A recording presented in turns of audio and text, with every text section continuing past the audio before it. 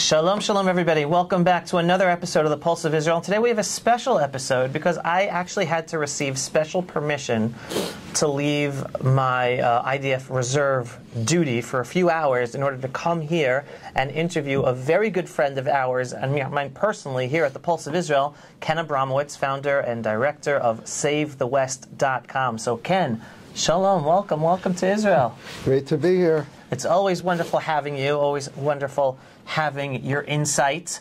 And this is being recorded after President Trump has won the election. So we're going to be looking at Trump 47, please God, come January 2025. And also on the heels of three really critical appointments by the Trump team to prepare for the administration. One is Marco Rubio, Secretary of State. 2 is Mike Waltz, National Security Advisor, and 3 is Elise Stefanik for U.S. Ambassador to the United Nations. 3 political leaders who clearly understand that standing up and ensuring a safe and secure Israel is part of the policy to ensure a safe and secure United States of America, which is something you talk about a lot in helping people understand. Don't be afraid of America first, because America first means looking out for American allies, because strong, fearful U.S. allies around the world, like Israel, helps ensure a safe and secure America. So I'd love to hear your thoughts right now, because obviously there was a lot of fear that the isolationist wing might take more of the appointments, and here we're seeing a different direction. Yes, it's a very good point. There's 2 America Firsts. By the way, President Trump has never defined America First. He always states America First, but he never defined it. So I took it upon myself to try to define it. And so, while I was thinking about it, there's 2 America First. There's America First short term and America First long term. Now, America First short term is for politicians because they have elections, obviously. And so what it really means is America First till the next, help me get reelected for my next election, which could be in 2 years, 4 years, 6 years, depending where you are. It could be in 2 months. Now, there's also America First long term. Now, that is America First. Long-term is designed by parents, grandparents, great-great-grandparents, looking at their kids, grandkids, great-kids, hopefully great-great-grandkids, looking 100 years in the future versus politicians looking 2 years in the future. So every year I speak to about 100 congressmen and senators and governors and attorney generals. Wow. And people surrounding Trump. And I do the same in Israel, people surrounding Netanyahu and Knesset members. And I always try to emphasize long-term issues. I know they emphasize short-term issues because that's their job. They have to get reelected. I understand that. But I try to add into their brain long-term issues because I think managing long-term is also good politics. So a politician does not have to focus on the next 2 months or whatever it is till the next election. He can focus long-term and still get elected. And so in these appointments, all those 3 people that you mentioned are all long-term oriented people. I mean, they're politicians with all the pressure of a politician, but they also can think longer term, and that's very good. Because the shorter term thinkers, what I call America First short term, are, you could say, isolationists. And I color code them white in my writings, color code them white for the surrender flag. And because they can say, Americans are very provincial. And so if you say to an American, let's go fight an American, or a politician, let's go fight in Ukraine, help Ukraine fight Russia, help Israel fight Iran, help Taiwan fight China. And by the way, help the Christians in Nigeria fight the Muslims in Nigeria. Many Americans, and these are normal people, I'm not disparaging it, would say, I don't know where Ukraine is. I don't know where Iran is. I don't know where Taiwan is. And I don't know where Nigeria is. And I need money for myself. I have a mortgage payment, and it's due in 3 days. Right. I have enough trouble paying my mortgage, and you want me to take money and give it to those people in those countries where I don't even know? No, I'll keep the money myself. So the Republican Party is approximately 1/3, in quotes, white, isolationists, 2/3 what I call yellow, for the sunlight of Western civilization. So those would be the long-term thinkers. That would be America First. Long-term would be the yellows, in my color code, and the whites would be America First short-term. So when I watch President Trump bring different people into his inner circle, I color code. Is this person yellow? Is he white? And so far, so good that these people would be color coded by me as yellow. In other words, America First, long term. So now I want to take a step back with you and look at the elections itself. How worried were you that Trump would not win this election? Well, I was telling people that before the election that there was a 100% chance that Trump was going to win. But simultaneously, there was a 100% chance that the Democrats were going to try to steal the election.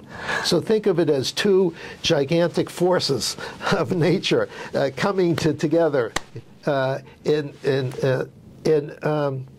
Trump had publicly said that I have to get 60% of the vote because then it'll be too big to steal. Right, and the line I was using in the programs I was doing before the elections and afterwards was too big to rig. Yes, yeah, that's fine. And so he was exactly right, and that's exactly what happened. As much as they tried, the bad guys tried to cheat, and as much as the good guys tried to have their positive message versus their negative or non-existent message, those two collided intellectually into the election, and the American people spoke, and the bad guys were not able to steal as much as they wanted to steal because the Republicans did learn some lessons from 4 years ago. Yeah, no, I was extremely worried going into the election, and I was up all night on one of my patrols in the Judean Hills, and it was around 2:30 a.m. Israel time. So 2:30 a.m. Israel time, that would have been like 7:30 p.m. Eastern Standard Time. And I was seeing the updates. State by state? State by state, but not the polling updates. What caught my eyes was the amount of lawsuits and cases of Trump legal teams stopping potentially illegal votes, election rigging. I saw the videos of trucks being turned away in the middle of the night. So it was at 2:30 that I wrote a message to my friends that I earlier said, listen, Trump's definitely going to win, but it all depends how good they're going to be at all their playing with the games to steal it away from him. And I said, no, that's it. I see the work they're doing. They were prepared with the legal teams on the ground, especially in the swing states, but across the nation, he's going to win it. And that's exactly, so at 2:30 already I was positive that was going to be a win. Now, the reason the Democrats cheat or have to cheat is because they have a message that the majority of the people don't buy. Right. And their message is, I call the good guy message life, liberty, and pursuit of happiness, to use an American term, from our Declaration of Independence. Life, liberty, and pursuit of happiness for 100% of the population. Right. A Republican would say, yeah, it's of course, it's in the Declaration of Independence. I believe that. A Democrat would say, they may not say it, but they act this way, life, liberty, and pursuit of happiness for 10% of the people. Me, my friends, and my family, but not for everyone else. So, although Democrats would not use that term, right, but through their actions and their announcements and their proposals, it's in effect that. Right. So can you imagine going to a population and say, vote for me because I believe in life, liberty, and pursuit of happiness for me, and my family, but I need your money, so contribute your money to me so that I can have life, liberty, and pursuit of happiness for me, my friend. It doesn't sell. Right. So that's why they have no choice but to try to steal elections. And on that same note, I saw a fabulous analysis where someone said, listen, the difference between the two camps, Trump was talking to all Americans. And he has been all these years. Make America great again. This issue, that issue, this issue. It's all about making America great again for all Americans. While you have Harris and the Democrats talking LGBT issues to the LGBTs, black issues to the blacks, illegal migrant issues to the illegal migrants. Like, they're not. You can't win like that. They're not talking to the people. They're talking to individual groups. Right. And the people don't want that. Right. And people are sick of it. Honestly, I think that is the. Besides the Israel focus, right? The Israel Jewish people focus, that obviously I was very scared of a Harris administration that was going to be horrendous, not just for America, but for the Jewish people and for Israel. But it was just the continuation of this progressive wokeism that's destroying society. And here, thank God, it looks like it's going to be coming to a stop. The American people made their voice clear in this election, which I believe it was also clear in the 2020 election, just it was taken a different direction back then, so that didn't get attention. And Trump's going to put a stop to it. Right. Also, people in the previous election, the one that Trump, in quotes, lost, I think he won it, but if legally he was declared the loser. They brought up all these nonsensical issues, and then took power. Or I would say grabbed power, and then immediately took the nonsensical issues to the left extreme. They had been preaching a little bit unity, and we're going to get the country together. They didn't act for 1 second to try to put the country together. They immediately veered off left. And so the American public, which is like Israel, is a right. Conservative, Bible-based, value-oriented society. Sometimes I hate to use the word right and left because, let's just say, a right, so to speak, is a society based on the power and the rights of the individual. Left is based on the power of the government and the rights of the government. So Americans, like Israelis, believe in the individual and the rights of the individual because we got it from the Torah times. Right. So it's in our culture. I'll give it further than that. The Torah, it's God through the Jewish people introduced the freedom and liberty, individual liberty to humanity through the Jewish people in the Torah. Right. And also, remember every other parasha, the Jews are complaining about something, right? And then Moshe gets so distressed, and then he thinks of a solution, often gets help from up above.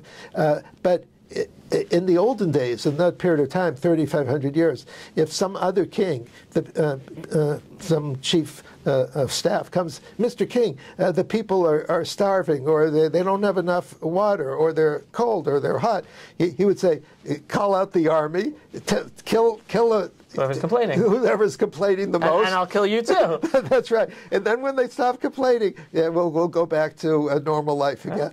So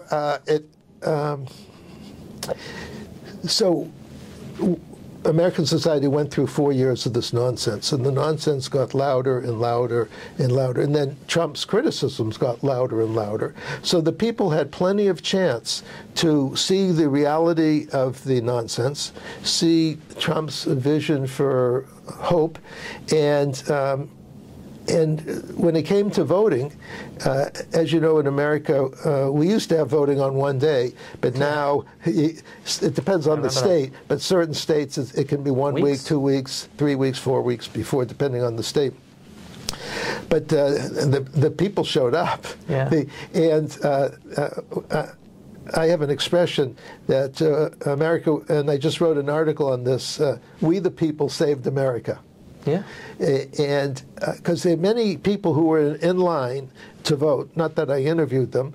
It would have been fun to interview them, but I didn't. But there were many people who, if you said to them, why are you voting for, let's say, Trump, they might have some general. By the way, there's 180 reasons to vote for Trump. Okay. So, but people didn't know the 180 reasons. Okay. So, but they knew something was wrong, and Trump was a solution, and the bad guys were the problem and Trump was the solution. They understood that. Right. And so people showed up in droves, and nothing was going to deter them from showing up. So it really renewed my faith in democracy.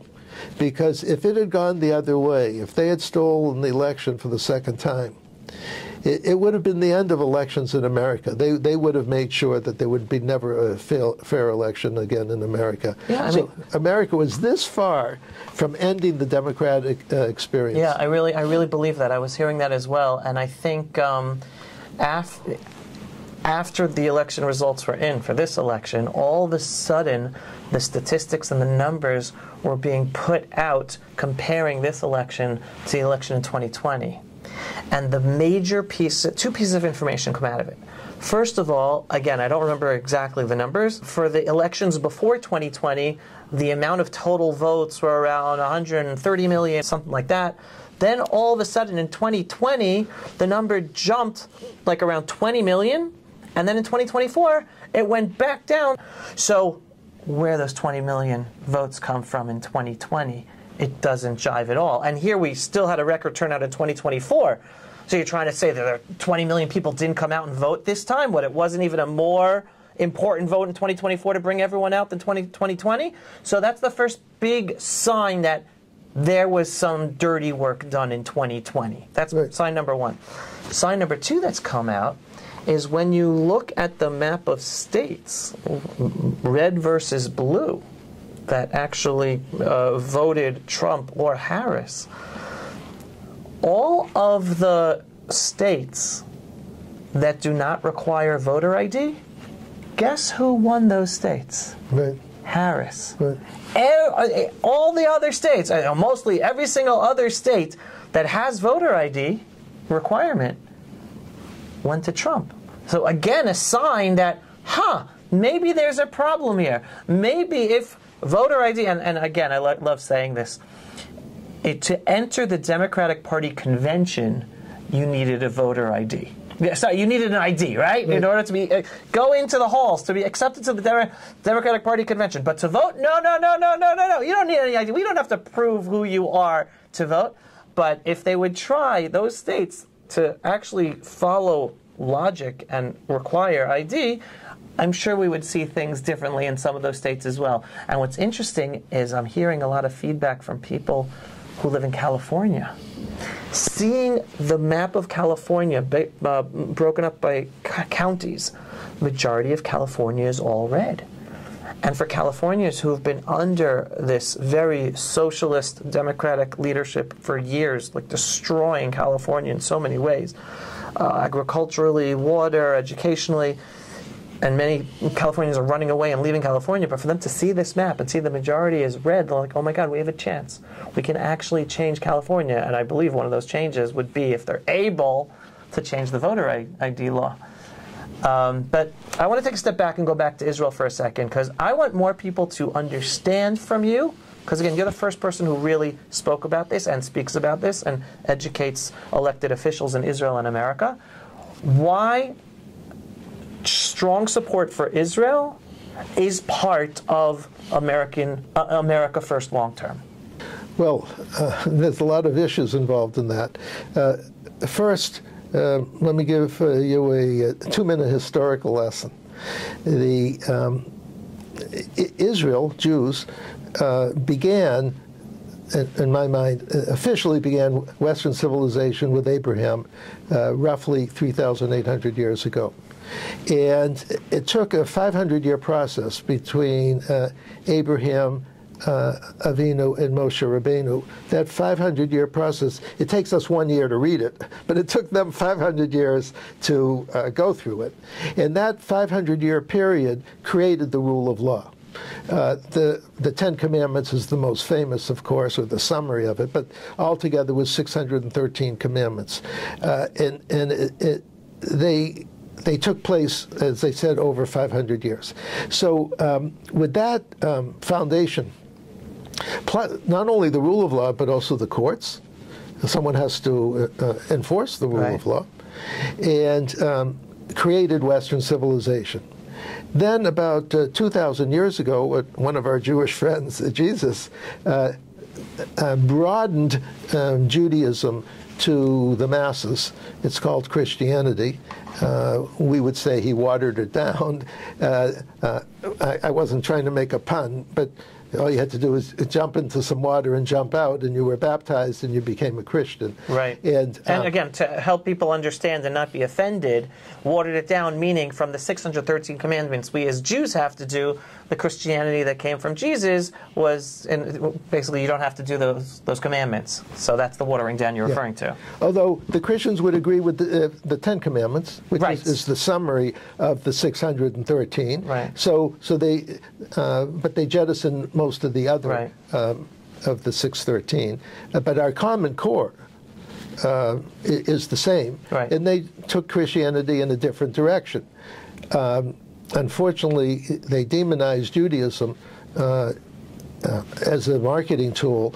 I don't know why they did that. They could have just taken Christianity in a different course without demonizing Jews. Right. Some streams did that. But I guess they couldn't resist. Right. And so then, when we fast forward to about 250 years ago, the founding fathers of America, I should add, about 800 years ago, in the mid-1200s, in England, they set up the Magna Carta, which was basically a revolt of the rich who were unhappy that the king was making all the decisions. And I'll guess, 10% of the population that was very wealthy said, we have a right to make decisions too. And you shouldn't have all those rights. And they worked out a compromise of what the balance of power should be between what today we call we the people and they the leadership. That was a very important advance in which we didn't have that problem in the Torah because Moshe Rabbeinu did not act like a normal king of his time.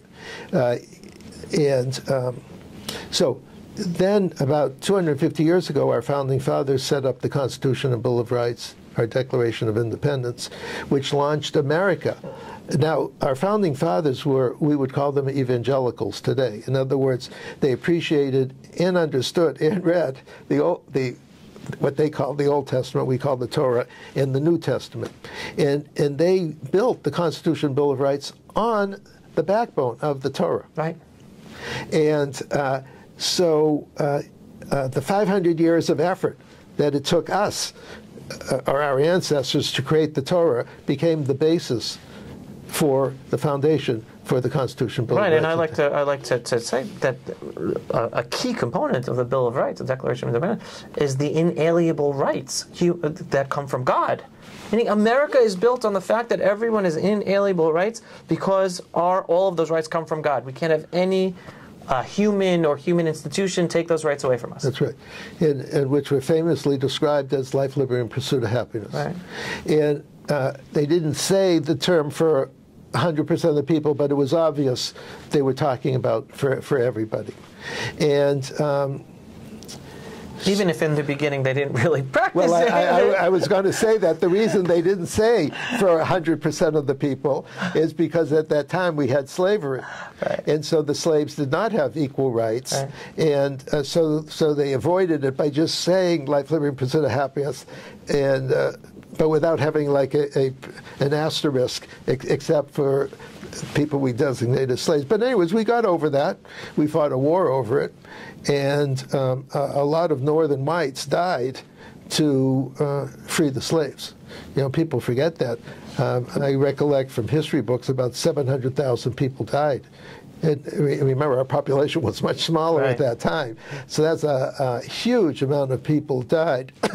And Abraham Lincoln basically said to the and by the way, the war was started by the South, the slave owners, the Confederates, who, by the way, were Democrats. Right.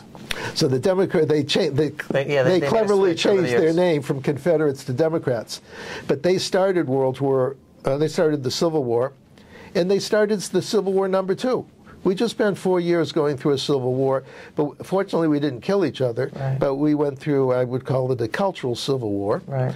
And again, started by the Confederates, again against the normal people of the country, but we the people rose up and saved the country. So I'm very proud of Americans for what they did.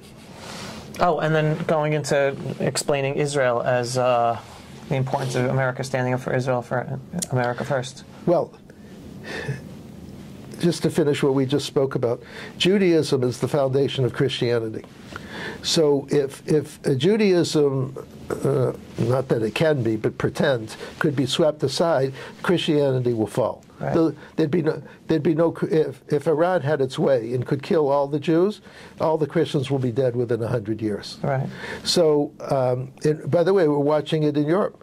The Right. Christians are not dying as individuals, but they're dying as in spirit. Right.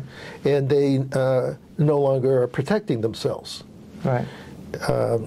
Which is a basic human right of any peoples or any country. But as they lose faith or interest or knowledge of Christianity, when the Islamists come at them, they don't defend themselves, Right. Either physically or culturally. Right. So America. Now let's fast forward to today. Who are the bad guys, and what do they want to do? So again, going back to my color code, I color code 3 bad guys, which I call the reds, the greens, and the blues. The reds are the communists, that's Russia and China, among others. The greens are the Islamists, not Islam, the Islamists. In other words, countries that are using the religion of Islam for political means. That would be Iran, but also Qatar, through its financing of the Muslim Brotherhood. And then you have the blues, color-coded blue for the United Nations color. If you see a UN soldier, they have blue helmets. And that would include the World Economic Forum, the drug cartels, and social media companies. Now, all of those countries or organizations that I mentioned to you all want to take over the world. Right. They all believe that they're 100% right and everyone else is 100% wrong. They are all unelected. They're all illegitimate. And they use, particularly the Reds and the Greens, they use physical means to impose their ideology. Right, and you could say the blues allow the Reds and the Greens to use their physical violence. I give them cover, so to speak, in the UN or World Economic. And here again, just bringing it to our current situation, we all are familiar. In southern Lebanon, United Nations had a United Nations peacekeeping force called UNIFIL, which stood by and allowed their bases to be used by Hezbollah, and they allowed Hezbollah to be digging tunnels and setting up bases and to attack Israel. And the United Nations forces just allowed it to happen. Right. Well, also, you're being a soldier. Can you imagine, pretend you're a soldier from Nigeria, and I send you to UNIFIL to southern Lebanon and give you a gun and say, oh, there's some Hezbollah guys, shoot them. You go, what? Well, I have a family in Nigeria. If I shoot at them, they're going to shoot at me. I'm just defending some little base that the UN put. Right. I'm going to risk my life? I don't think so. Right, and it's not just Nigerians, Italians, Irish. It's like 100%. Yeah. So that's how Hezbollah, the United Nations, is basically a partner in the war against Israel. Right. So that's why I include the blues with the greens, with the reds, the greens, because they're complicit with it. And also, by the way, in the UN, how many votes does Israel get? Pick any issue you can think of. Israel gets maybe 10% of the votes. There's roughly 200 countries in the UN. Maybe Israel will get 20 if you include the little islands somewhere in the Pacific. And 90% vote against Israel. And you should bear in mind that 50% of countries in the world are run by dictatorships and 50% by democracies in round numbers. Right, and they all have the vote of the United Nations. Right, they all have now the 50% who are dictatorships I call them criminal organizations, because in a dictatorship, only criminals get to be number one, right? Because you basically have to kill everyone else in the way. And half the democracies are run by criminal organizations. So basically the UN is a criminal organization, but it sounds wonderful. Right. The rhetoric sounds wonderful. So, as you mentioned, it's cover for the Reds and the Greens. So now they all want to take over the world. And by the way, the Reds, Greens, and Blues all hate God. They all hate the rule of law, whether you call it Torah, New Testament, Constitution, Bill of Rights. They all hate the rule of law because they want to be God. Right. They want to create the rule of law. Right.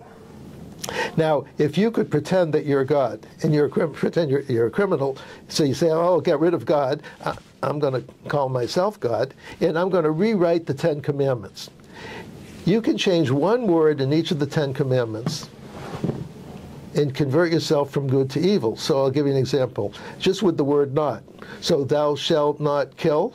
You say, my neighbor here has a very pretty wife. I'm going to kill him and take the wife. So I have to get rid of that commandment. So take the word not, throw it out. So thou shalt kill if you want to, or thou shalt not steal. Oh, but I want to steal. This guy has more money than I have. I'm going to steal it. So the criminal organizations they don't say this, but if they act this way, they take the 10 Commandments and change the word not, and then in their minds have a legal basis to steal money to kill people. Right. And so so let's look at the Islamists. Iran has promised to kill everyone in Israel and everyone in America. But before you continue, I just wanted to go back to that point. So when you have the Reds, Greens, and Blues all basically hating God and wanting to be God and ruling the world, right, they inherently hate the Jews, inherently want to destroy the Jewish state of Israel because we represent the existence of God in the world, right, and inherently want to destroy America because America, too, as Western civilization founded on the Bible, represents those freedoms and God itself as well. So it all comes together. Right. Well, America's 90% Christian. Israel's 80% Jewish. So those are the only two countries that have power. Not power just with guns, power with economics, power with culture, and respect in the world among normal people. Right, and a spiritual-based power. Yeah, right. So therefore, Israel in America represent existential threat to the dictators, because the dictators are saying to themselves, my number one enemy is the 90% of the people, my subjects, who I'm stealing money from. And if they ever start listening to the Jews or the Christians, that it's life, liberty, and happiness for everybody, not just for me, they can rise up. There's 90% of them. There's only 10% of me. Maybe I can't shoot them fast enough. They come into my palace and I'm dead. So they would say, or they would act this way, they might not say it, they would say Israel's and America are existential threat. Jews and Christians, Judeo-Christian culture, the rule of law, Old Testament, New Testament, are an existential threat to me just because you breathe. Not because you did anything, just because you breathe. Right. And I have to eliminate your ability to breathe in order to save me from the wrath of the 90% of the people that I'm disabusing every day. So now, the green bad guys would be Iran and Qatar. Qatar's financing the Muslim Brotherhood. Now, the Muslim Brotherhood is more of a cultural terror organization. In other words, mosques, schools, books, radio, television, social media. Al Jazeera, right? And whereas Iran is a physical terror organization, they just want to kill. They just want to kill. They're not so interested in educating people. They just want to kill Jews, right, and then they want to kill Christians. So Israel is basically saving Judeo-Christian culture from the Islamists. And if Israel weren't there, like a dam, holding back the water, if Israel were not there, they would take over Europe within a few years. I mean, they're taking over Europe, but it'll be that much quicker. Yeah, that's right. Right, because they would combine cultural terror and physical terror together. Right now, we here in Israel, the Jewish people in Israel, we're getting the focus, and they're putting some effort in Europe, but if we weren't here, it would be 100% focus on Europe while a little focus on America. They take over Europe, and then they go full force into taking over America. Yeah, and then before that, take over South America. South America. There's a lot of bad guys reds, greens, and blues in South America. And then just as Iran was surrounding Israel, they're doing it right, and listen, Trudeau's doing it in Canada for them. Right. He's the partner of the red, greens, and blues also. Yeah. So basically, you're saying the United States, without an Israel, I mean, it's already happening on a low flame, but without Israel, the picture you're drawing is there would be this octopus around the United States of America, of the red, greens, and blues, from Europe, from the Middle East, from South America, from Canada, from Russia. Thank God there's the oceans in the middle, but because of the cultural revolution they're doing, and through the universities and through Al Jazeera and the media, they would be destroying, their revolution to destroy America would be that much quicker on steroids. And it's really us, the Jewish state of Israel, that is the dam holding it back from happening quicker, giving America more time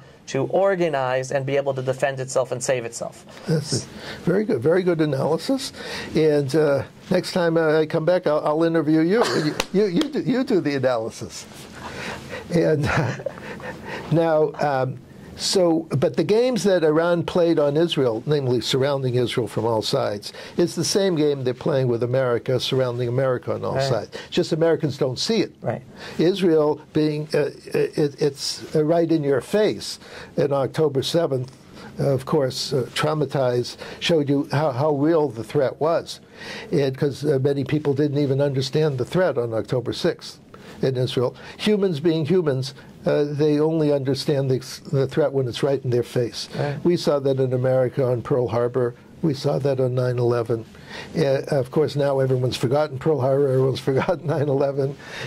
In 1836, I happened to just check this on the internet because I was talking to a friend of mine. There was the famous battle at the Alamo. Right. Remember the Alamo? I remember the Alamo. Well, my generation, your generation remember the Alamo. I'd like to go talk to some high school kids today and say, remember the Alamo? You know, they probably don't remember the Alamo. Right. So now, there's another advantage Israel has to help the Americans or the Christians, and that is the Israelis have a stronger affinity for Judaism than the Americans have to Christianity. And there's a number of reasons for that. The first, Jews are the mother of Western civilization, of the rule of law, of democracy. The Christians are the cousins, or the aunts and uncles. Now, there's nothing wrong with being a cousin or an aunt or an uncle, but you're not the mother. Right. And as you know, mothers do things that aunts and uncles don't do. Right. Okay. So, so that's a very important distinction. Another important distinction is the way the Jews regard the Torah and the Christians regard the New Testament. So, for example, we read the Torah 3 days a week, but in particular in full on Shabbat. And now, not everybody does that, but let's just say a third of Israel does that. And in America, a third of the Jews do that. But not only do we read the Torah, we discuss it. So, for example, at our synagogue, between every portion, the rabbi will speak for 2 minutes. That we're going to learn an important lesson. This happened, that happened. This was good, that was bad. And so it's not just reading it. But well, in America, we read it. We chant it in Hebrew, of course, but many Americans would just read it in English while they're chanting it in Hebrew. So people understand it and internalize it and discuss it. And then before we read it, the Torah comes out of the ark, and the rabbi walks around the congregation. People kiss the Torah, and I wrote an article on this a couple of years ago. When was the last time you kissed the Constitutional Bill of Rights? If I said to an American, "Here's a Constitution Bill of Rights, kiss it," they go, "Kiss? Why would I want to kiss? It's a book. I don't kiss books." And so we've learned to love the Torah. Right. respect the Torah. And every year we read the Torah, we learn more. It's like an additive process. Right. And if you don't mind, I want to give another example for people, because like when they take the Torah out of the ark on the Shabbat, besides walking up to it and kissing it, there are other people who follow the walking of the Torah. And again, it's symbolic of showing this is our way of life. We're following. It's not just a book, it's a way of life, and that respect and deep connection. So same thing, how many people would walk behind the carrying of the Declaration of Independence or Bill of Rights? Right. Even though it should be the same thing in a sense. Right. Yes. Yes. And then, of course, then we walk around again at the end when we have to put the Torah back.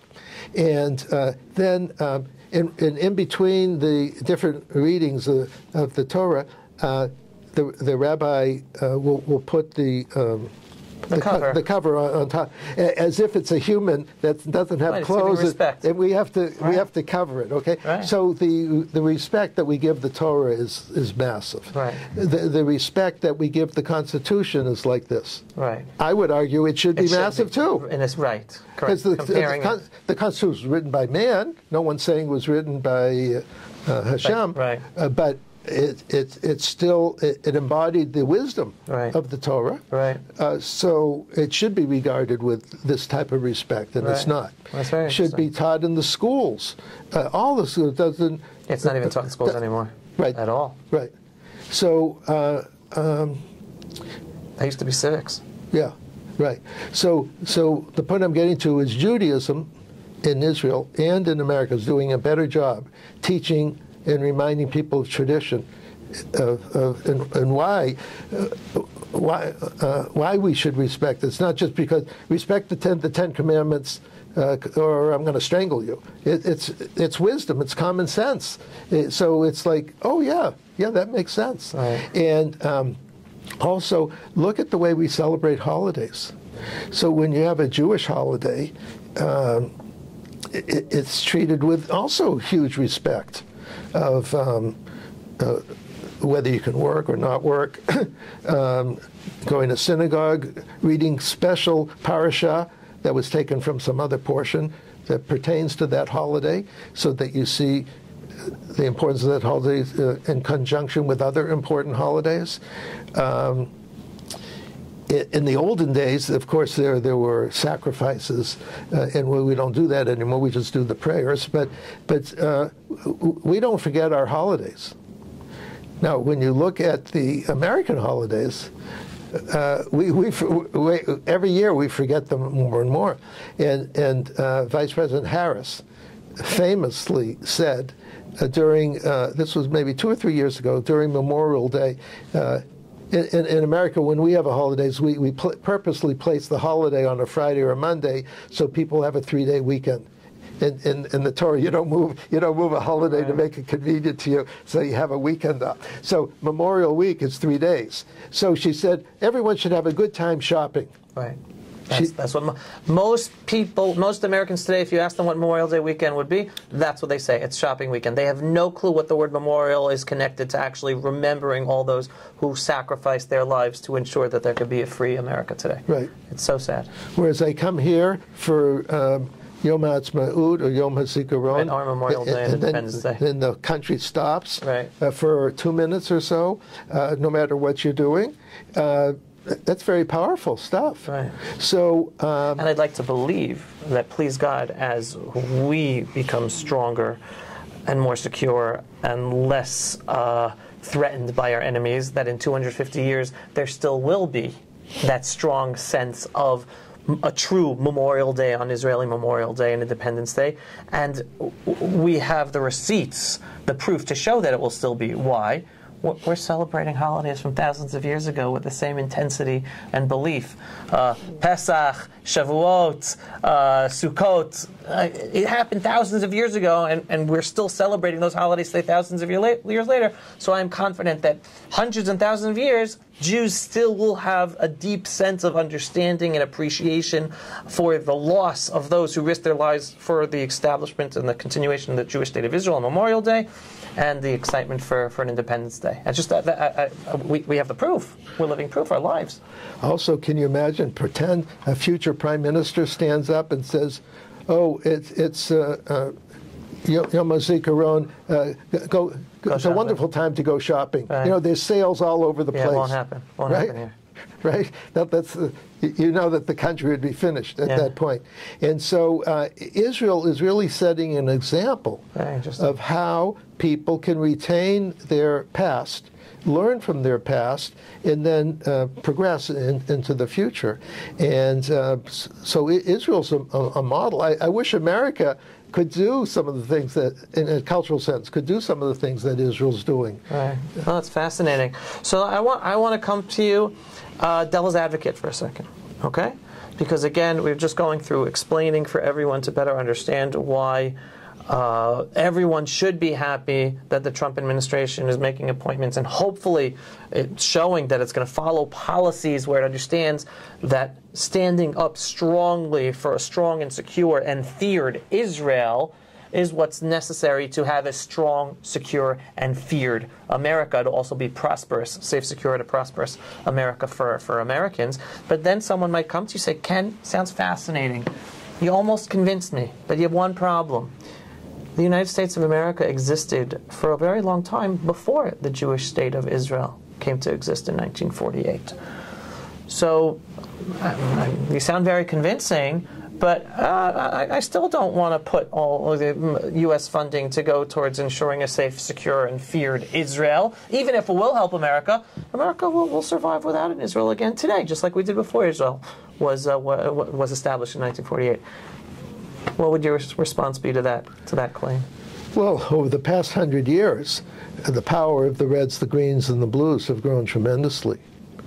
Now, in 1917, there was the Russian Revolution, when Lenin and his communist criminals illegally took over Russia and started official communism a little more than 100 years ago. 1949, the communist criminals in China took over the country and also declared war on capitalism, on the rest of the world.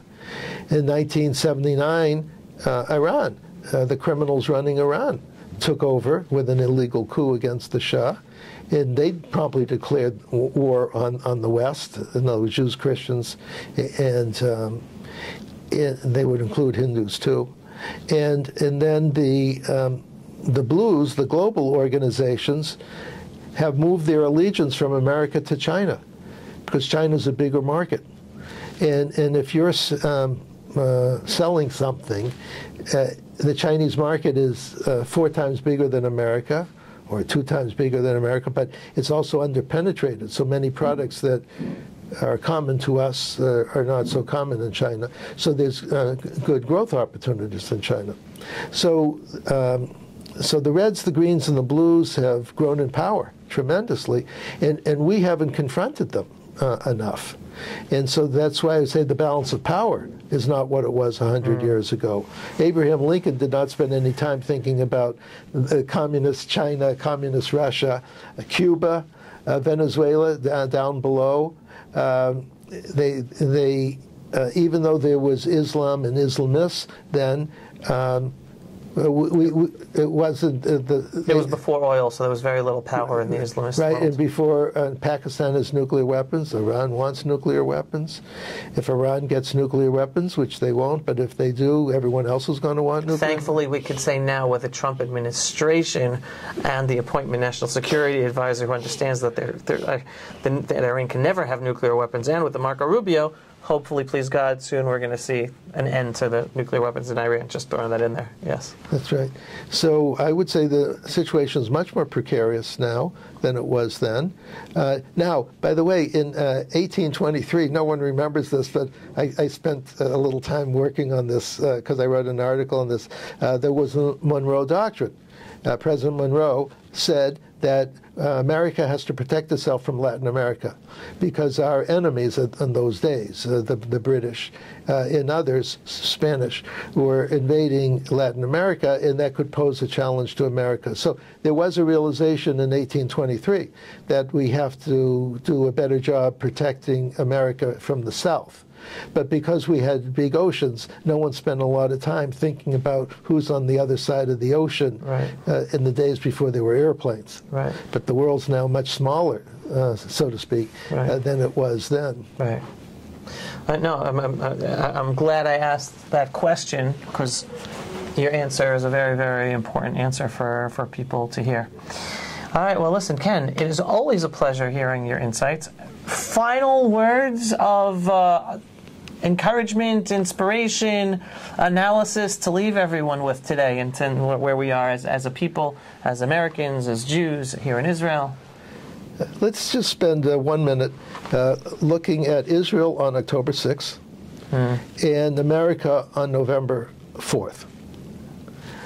Both countries, I would call... October 6th, 2023, and November 4th, 2024. Right. Both countries I would characterize, using an American term, fat, dumb, and happy.